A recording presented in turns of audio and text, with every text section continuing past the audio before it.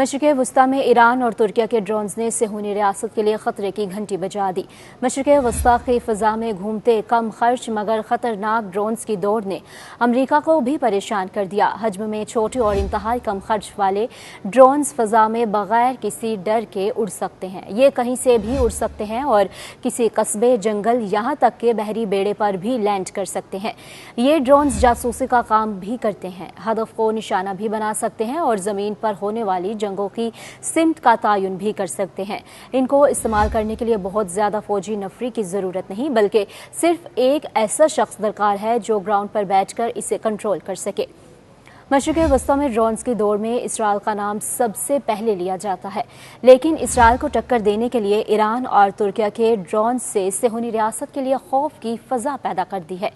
مشرق وسطی میں جاری ڈرونز کی دوڑ میں ایران ایک اہم کھلاڑی ہے، جس نے اسرائیل کی نیندیں حرام کر رکھی ہیں۔ ایران نے ڈرون بنانے کے لیے مقامی وسائل پر انحصار کیا کیونکہ یہ اقتصادی پابندیوں کا شکار ملک کے لیے کم مہنگے ثابت ہوتے ہیں۔ ایران نے عراق کے خلاف جنگ میں 1980 کی دہائی سے ڈرون پروگرام شروع کیا تھا۔ تہران کے ڈرونز تیار کرنے اور ان میں سے متعدد کو روس کو برآمد کرنے کے محتوا کانکشی پروگرام سے امریکہ کو شدید تحفظات رہے ہیں۔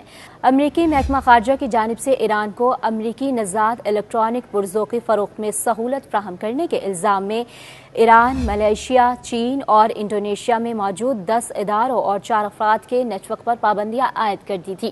امریکہ نے ایران پر یہ الزام بھی لگایا ہے کہ وہ یمنی حوثیوں کو ڈرون فراہم کرنے میں ملوث ہے، جو بحیرہ احمر میں بحری جہازوں کو نشانہ بناتے ہیں۔ گزشتہ سال اکتوبر میں ایرانی وزارت دفاع نے مہاجر 10 نامی ڈرون کی رونمائی کرتے ہوئے کہا تھا کہ یہ 24 گھنٹے 210 کلومیٹر کی رفتار سے 7000 میٹر کی بلندی پر پرواز کرنے کی صلاحیت رکھتا ہے اور 2000 کلومیٹر تک کی رینج میں آپریشنز کر سکتا ہے۔ ترکیہ بھی ڈرونز کی اس دوڑ میں بہت اہمیت رکھتا ہے۔ ترکیہ نے مغربی ڈیزائنوں اور لائسنسوں پر انحصار کرتے ہوئے ڈرونز کی تیاری شروع کی تھی۔ ترکیہ نے ڈرونز کے امریکی ڈیزائن استعمال کیے، لیکن پیداوار کے لیے زیادہ تر ترکیہ کا مقامی خام مال استعمال ہوا۔ بیرکتار TB2 ڈرون جو 25,000 فٹ کی بلندی پر 24 گھنٹے ہوا میں رہ سکتا ہے، ترکیہ کی جانب سے تیار کیا جانے والا پہلا ڈرون سمجھا جاتا ہے۔ یہ ڈرونز 2016 میں شام میں استعمال ہونے والا ترکیہ کا سب سے نمایاں ہتھیار تھے۔ اسی طرح 2019 میں لیبیا میں بھی ترکیہ نے انہی ڈرونز کا سہارا لیا۔ ترکیہ کے سرکاری اعداد و شمار کے مطابق سن 2022 میں بیرکتار ڈرون بنانے والی کمپنی نے 27 ممالک کے ساتھ برآمدی معاہدوں پر دستخط کیے۔ اس ضمن میں ان کی کل آمدنی 1.18 ارب ڈالر رہی ہے۔ اس ڈرون کے سب سے نمایاں خریدار یوکرین، پولینڈ، آذربائیجان، مراکش، کویت، متحدہ عرب امارات، ایتھوپیا، ترکمانستان، قرغیزستان، رومانیہ اور البانیہ ہیں۔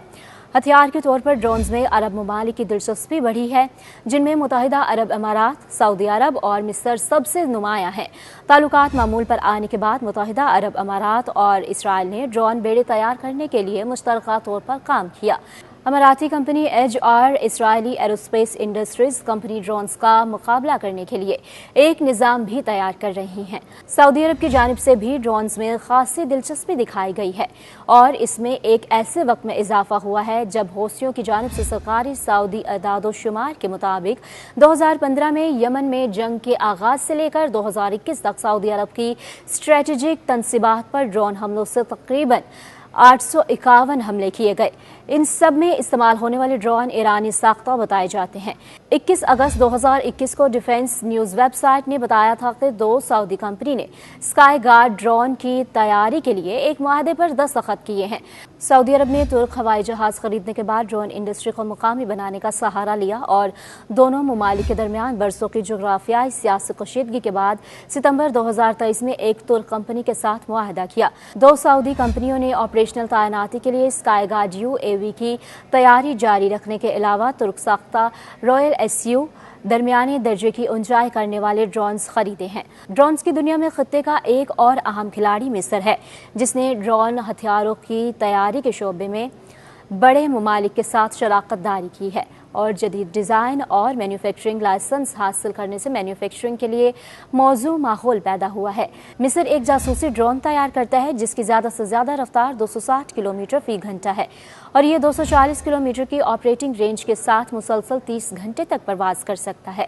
ماہرین کا خیال ہے کہ مشرق وسطی میں آسمان اور زمین پر بھی ڈرونز کے حوالے سے کوئی خاص رکاوٹ نہیں ہے، خاص طور پر سخت مسلح سیاسی تنازعات کے بعد عراق، شام، یمن، لیبیا اور سوڈان کی فوجوں کی صلاحیتیں خاصی کم ہو گئی ہیں۔